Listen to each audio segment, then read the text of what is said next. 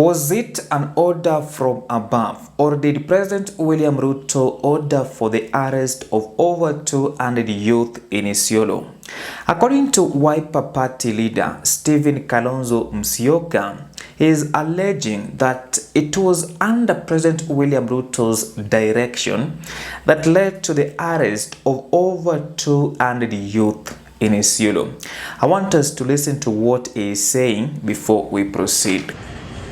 The people of ISIOLO, for example, day before yesterday, people of ISIOLO have come out as champions for democracy. They were able to tell Mr. Ruto right in his live kwa kumwambia aende nyumbani. Now, do you know what he has done after that? Unajua alikuwa na argue akisema uwezi kushindana na serikali. Now, sikiza. As we speak, over 200 young people in ISIOLO have been arrested for exercising again the right of expression under the Constitution, freedom of expression. I have asked an advocate Njiru and human rights people on the ground in ISIOLO tomorrow to make sure they're in court and get all of them released. Because they must, people of ISIOLO must exercise their full constitutional right. Now that is according to Stephen Kalonzo Musyoka. Now how many people were arrested and who is saying the truth? According to reports, especially Kenyans.co.ke, and I quote, at least 43 youth have been arrested in ISIOLO as security agencies embarked on a crackdown on Saturday and Sunday. Now, according to their report, they are saying County Commissioner Geoffrey Omoding told the media on Sunday that police were targeting drug peddlers, muggers, and illicit alcohol dealers in the county. Now, according to Stephen Kalonzo Musyoka, it was those people that heckled the head of state. According to this report by Kenyans.co.ke, they are saying individuals loitering in the town past midnight were also nabbed. The operation is part of a broader effort to restore order in ISIOLO town, which has in recent months been the subject of criminal activity.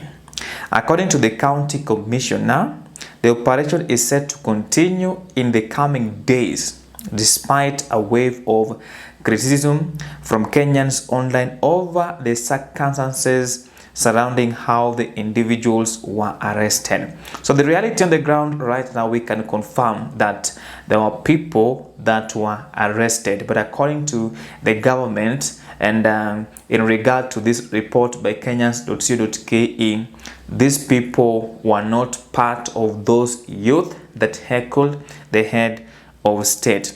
Notably, suspicious Kenyans were skeptical about the timing of the arrest, which came hours after a video emerged showing a section of youth jeering President William Ruto during his ISIOLO tour. And I want us to watch this short clip showing how those youth behaved during President William Ruto's tour in ISIOLO town.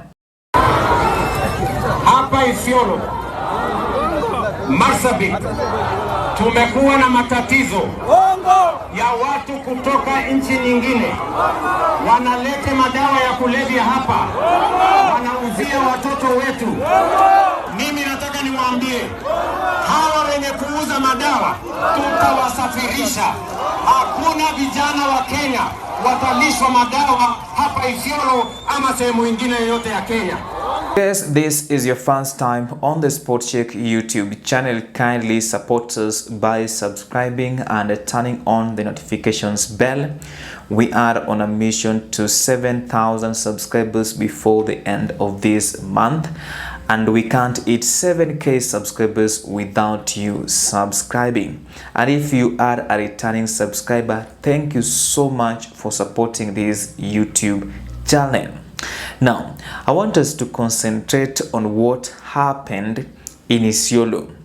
Now, the Somali community elders in ISIOLO apologized on behalf of the youth that misbehaved during President William Samoei Arap Ruto's tour in the northern region. And I want us to listen to what they are saying before we proceed. Kufanyika mambo mazuri na nasema rais yetu, pole sana, wewe umetuletea maandalio na ulikuwa unataka tufaidike, lakini watu ambaye wakosanaji, vijana ambaye ni walefi, watu ambaye hata saa ingine ukiangalia wengine hata si watu ya ISIOLO, ni saa ingine watu kutoka mbali. That is an apology directed to President William Samoei Arap Ruto. Now, if at all it is true that President William Ruto ordered for the arrest of 200 youth or 43 youth, because the actual number we don't know as we speak, and also he's saying to over 200 according to the government, and in regard to that report by Kenyans.co.ke, it shows that we don't know the actual number. Now, if at all it is true, what was the intention, right? That is a question that many Kenyans must ask themselves. And what is President William Samoei Arap Ruto going to achieve by ordering the arrest of those 200 youth in ISIOLO? Is it part of a plan to make sure that those people who are expressing themselves cannot do because of the fear that will be created by the state?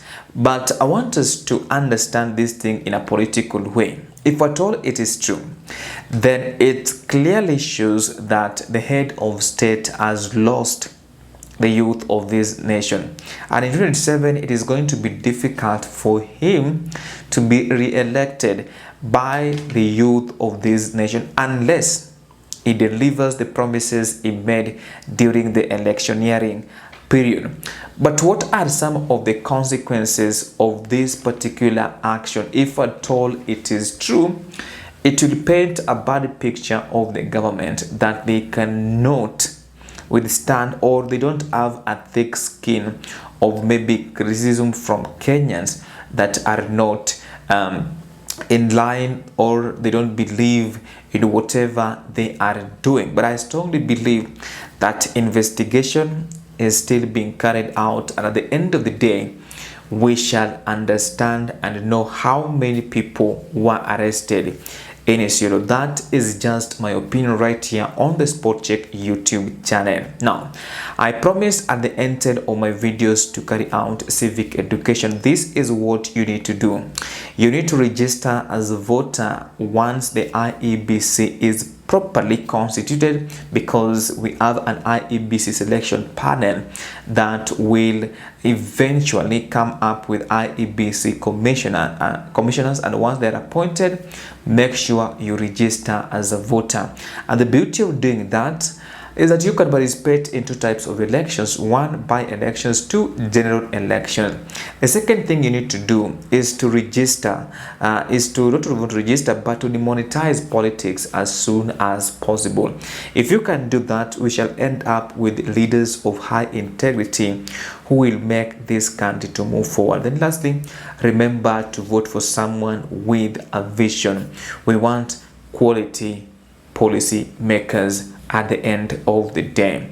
If you have any contrary opinion, feel free to share in the comment section.